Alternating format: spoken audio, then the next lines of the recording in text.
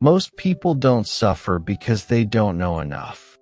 They suffer because they refuse to accept what they already know. Deep down, we all see the signs. We notice when words don't match actions. We recognize when people follow the crowd instead of thinking for themselves. We feel the pressure to seek approval, even when it's costing us our peace. But instead of accepting these uncomfortable realities, we often choose comforting illusions. The Stoics chose differently. They believed that truth, even when painful, is far more valuable than false hope. Because once you understand how people really behave, you stop being shocked by disappointment and start seeing life with clarity. In part 1, we uncovered 5 brutal truths about human nature that most people ignore. But what you're about to hear next may be even harder to accept.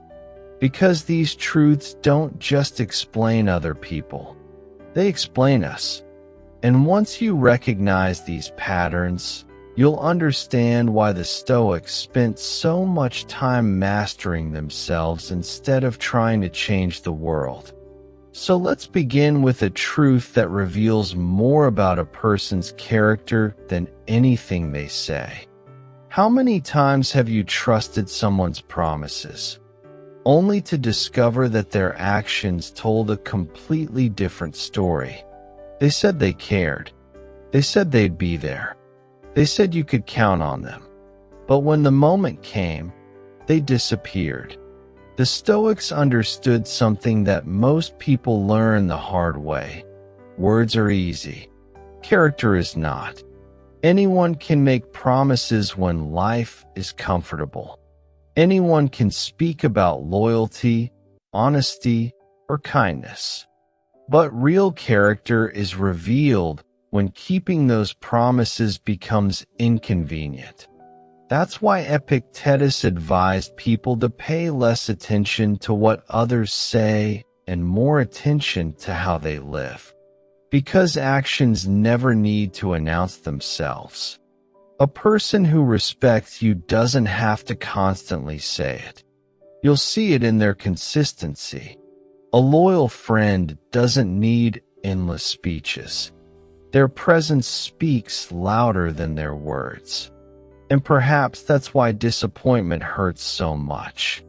Not because people lied with their mouths, but because we ignored what they were showing us with their behavior. The Stoics didn't judge people by intentions or grand declarations. They judged them by repeated actions. Because in the end, anyone can tell you who they are. But only time and behavior reveal who they truly are. And character, unlike words, can never be faked forever. Have you ever forgotten someone's exact words, but remembered for years how they made you feel? That's because human beings are emotional long before they're logical. The Stoics understood that while words may fade, emotions leave fingerprints on the soul. People might forget the advice you gave, the stories you told, or the details of a conversation, but they'll remember whether they felt respected, valued, ignored, or betrayed. Think about the people you cherish most. Chances are, you don't remember every sentence they spoke, but you remember how safe they made you feel, how they stood by you during difficult times, how they brought peace instead of chaos. And the opposite is true as well. One moment of humiliation, disrespect, or betrayal can stay with someone for years, even after the exact words have been forgotten.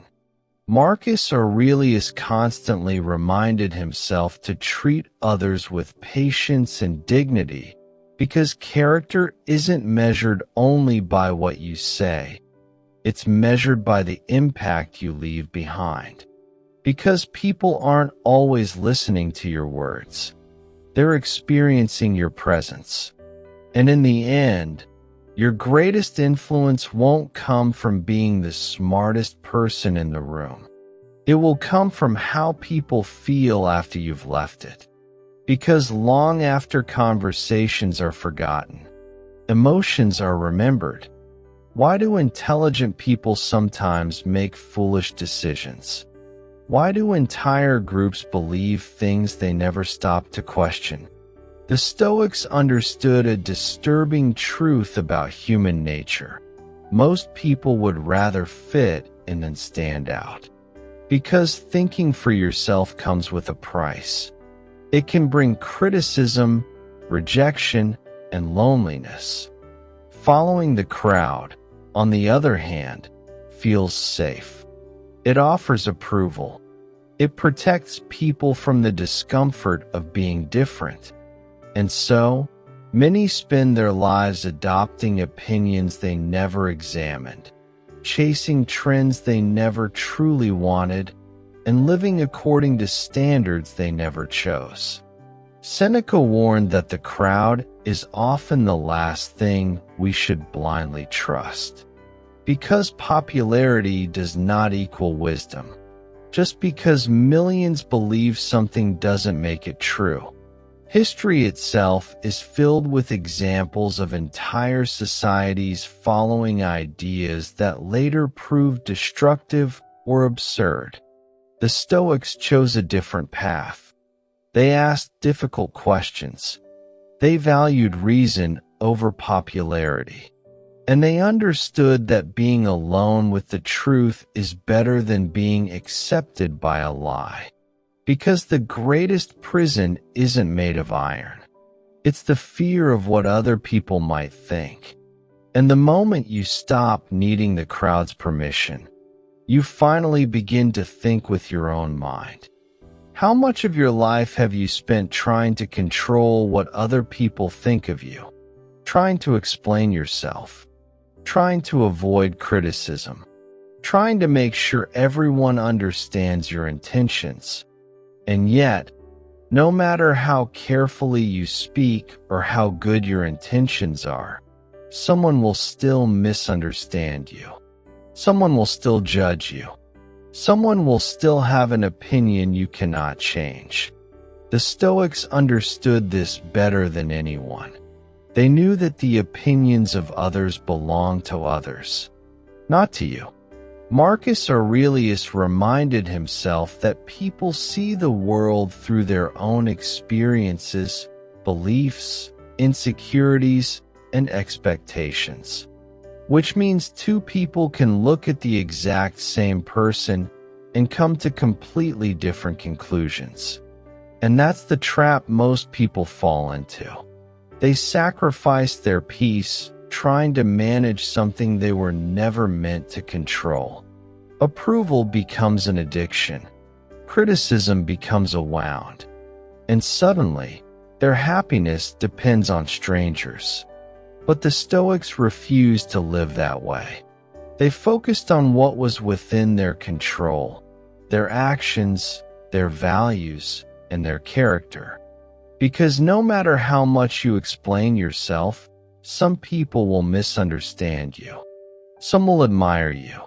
Some will criticize you. And none of that changes who you are. Because peace begins the moment you stop trying to control minds that were never yours to control.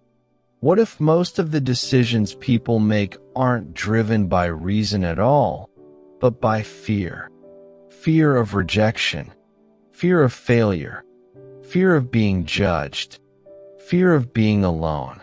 The Stoics understood that beneath the surface of confidence and certainty, many human actions are quietly controlled by invisible fears. People stay in unhappy relationships because they're afraid of starting over. They remain silent because they're afraid of criticism. They follow the crowd because they're afraid of standing alone. And perhaps most surprising of all, Many people don't even realize that fear is making their decisions for them. They call it being practical. They call it being realistic. But often, it's simply fear wearing a different mask. That's why Epictetus taught that we suffer more from our imagination than from reality itself. Because the mind can create disasters that haven't happened and dangers that may never come. The Stoics didn't believe in eliminating fear. They believed in refusing to obey it. Because courage isn't the absence of fear. It's acting according to reason despite it. And once you recognize how much fear influences human behavior, something remarkable happens. You stop judging people so harshly, and you begin asking a different question. Is this person acting from wisdom or from fear? Because the answer explains far more than logic ever could. By now, you've probably noticed something surprising. These truths aren't really about other people. They're about us. Because we're all tempted to trust words over actions. We're all influenced by the crowd. We've all worried about what others think.